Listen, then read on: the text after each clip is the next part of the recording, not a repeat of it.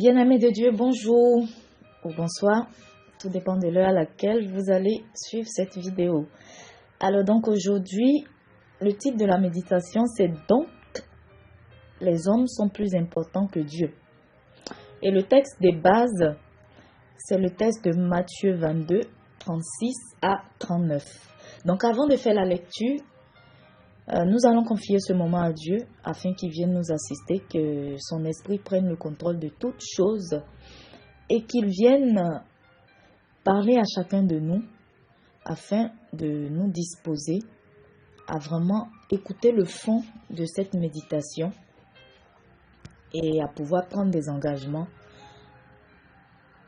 à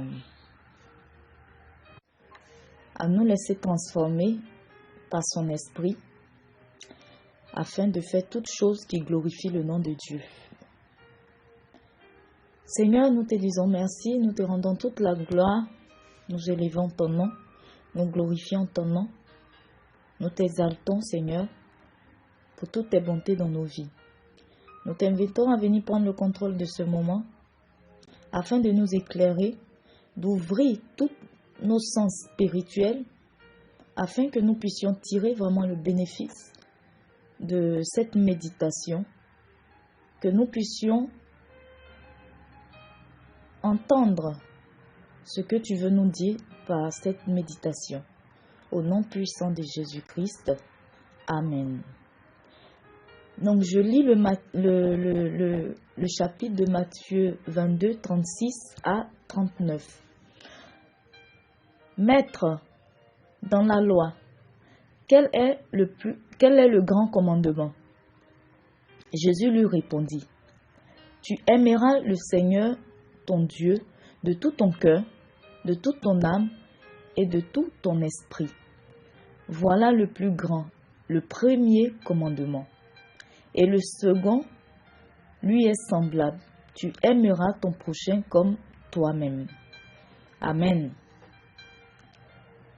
Donc le plus grand commandement, c'est d'aimer Dieu de tout notre cœur, de toute notre âme et de toute notre pensée. C'est aussi le premier. Le deuxième est d'aimer notre prochain comme nous-mêmes. Cependant, nous constatons de plus en plus le contraire de nos jours. Nous aimons que notre prochain et aimons notre prochain plus que Dieu. Même si nous n'arrivons pas à aimer notre prochain comme nous-mêmes, au moins ne le méprisons pas au point de le détruire. Mais aujourd'hui, le point sur lequel je veux m'attarder, en fait, c'est la relation, c'est notre relation à Dieu, entre Dieu et nous. Voilà, ce n'est pas le prochain, il est un peu décalé aujourd'hui, mais c'est surtout la relation entre nous et Dieu, entre moi et Dieu, parce que cette prédication, je suis la première même à qui ça s'adresse en fait. Voilà, je suis la première à qui ça s'adresse parce que ce que je veux dénoncer, je ne fais pas exception de ce que je vais dénoncer là. Donc en fait, aujourd'hui, ce sont les retards à l'église. Les retards que nous nous permettons lorsque nous devons aller au culte. Donc nous nous permettons de prendre notre temps lorsque nous avons rendez-vous avec Dieu. Nous pouvons même aller au culte pendant que c'est l'heure de la prédication ou même après. Et pourtant, Dieu était déjà là depuis le début du culte. Que ce soit depuis l'exhortation, que ce soit depuis la louange, l'adoration, Dieu était déjà là. Mais nous choisissons notre moment auquel nous souhaitons partir, le moment que nous jugeons important pour aller au culte. Sans faire attention, sans nous préoccuper du fait que lorsque nous disons que le culte, peut-être c'est 8 heures, c'est 9 heures ou c'est 10 heures, Dieu était déjà là à cette heure-là nous attendant. Mais nous faisons attendre Dieu. Pourtant, lorsque nous avons rendez-vous avec des hommes que nous jugeons importants, soit un entretien pour le travail, un premier rendez-vous avec un prétendant ou une prétendante, ou même avec des amis, lorsque nous devons nous rendre au travail, nous sommes pressés, nous nous hâtons de ne pas aller en retard parce que nous soit nous ne voulons pas faire attendre la personne avec qui nous avons rendez-vous, ou bien pour le travail, pour l'entretien, nous avons peur des représailles. Même lorsque nous avons rendez-vous avec notre pasteur qui est un peu le représentant de Dieu, c'est-à-dire que nous considérons même parfois, nous mettons les hommes de Dieu au-dessus même de Dieu. Lorsque nous avons rendez-vous avec notre pasteur, nous faisons tout pour ne pas aller être en retard. Même certains qui fréquentent les marabouts, les féticheurs et autres, les mystiques, ils sont toujours là à l'heure fixée par le marabout. Ils ne se permettent pas d'aller en retard. Et nous trouvons toujours des justificatifs différents les uns des autres. Certains diront, j'habite loin, c'est la raison pour laquelle je viens en retard à l'église. D'autres diront, j'ai des enfants dont je dois m'occuper avant.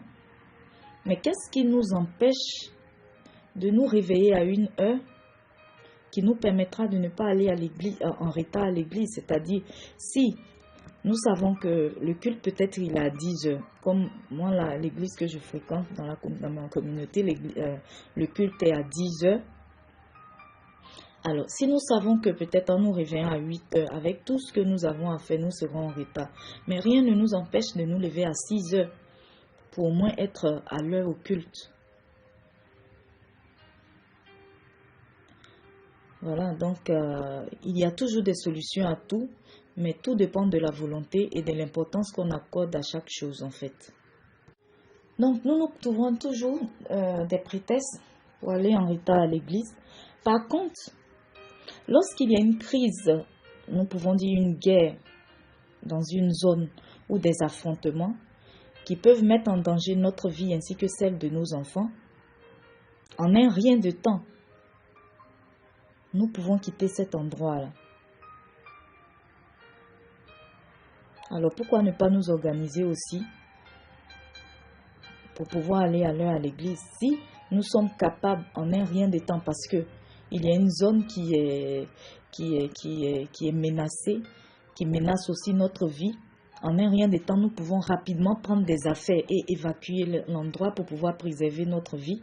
Alors pourquoi est-ce que nous ne pouvons pas faire la même chose, c'est-à-dire nous organiser de telle sorte à ne plus aller en retard, peu importe les occupations que nous pouvons faire. Si nous devons nettoyer la maison, si nous devons laver les enfants, apprêter les enfants, si nous habitons loin, même si nous devons marcher, il y a toujours une solution à tout. Tout est une question d'organisation. Et paradoxalement, en fait, nous qui négligeons quelquefois les choses de Dieu, les choses spirituelles, lorsque Dieu tarde à exaucer nos prières, quelquefois nous pouvons nous mettre en colère parce que nous voulons que dès que nous soumettons nos désirs à Dieu, qu'il s'exécute. Et pourtant, nous privilégions nos désirs charnels au détriment des choses spirituelles. Alors que la parole de Dieu nous dit en Matthieu 6, verset 33, de chercher premièrement le royaume de Dieu, et ce que nous demandons nous sera donné par la suite.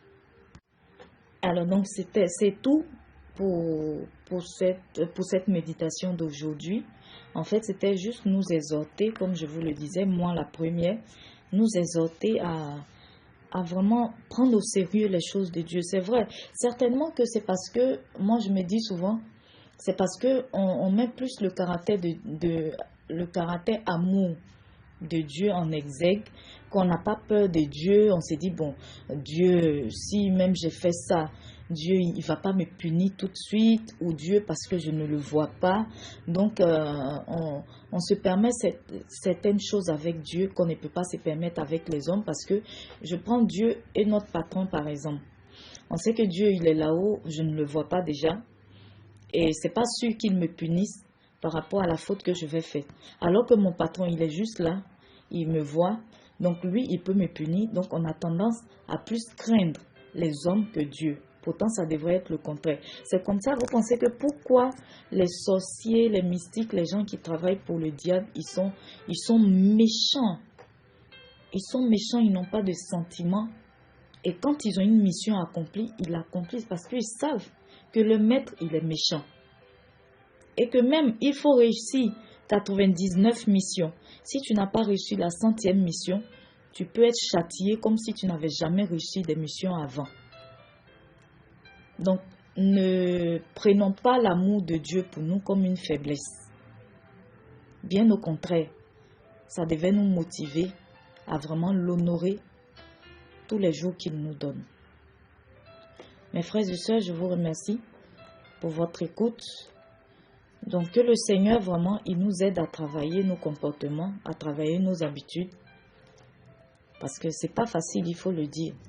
Mais c'est avec l'Esprit de Dieu, d'abord avec notre propre volonté et avec la prière, avec l'Esprit de Dieu, nous pouvons y arriver parce que comme il est écrit dans la Bible, donc en Marc 9, 23, tout est possible à celui qui croit.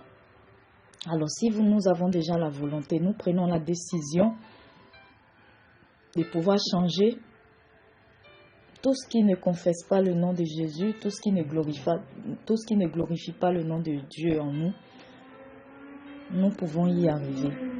C'est la volonté qui compte d'abord en toutes choses et Dieu fera le reste en voyant notre volonté. Que Dieu nous bénisse, que l'Esprit de Dieu nous guide et que nous demeurons sans cesse en prière. N'oubliez pas de partager pour pouvoir aussi édifier une autre personne. Merci.